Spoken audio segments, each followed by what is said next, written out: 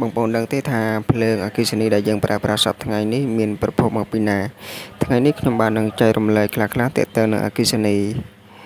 មានប្រភពសំខាន់គឺទី1វារីអគ្គិសនីដែលមាននៅទំនប់ទឹកធំដូចជានៅខេត្តស្ទឹងត្រែងជាដើមដែលវាត្រូវការកម្លាំងទឹកដើម្បី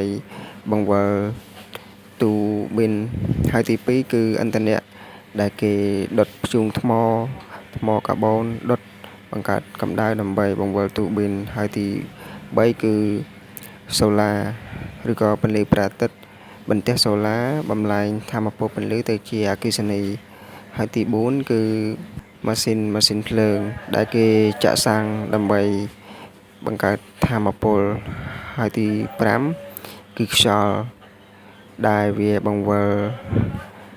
កង្ហារធំដែលយើងធ្លាប់ឃើញហើយដែរគឺកង្ហារធំទាំងអស់នោះវាត្រូវការកម្លាំងខ្យល់ដើម្បីបង្កើតថាមពល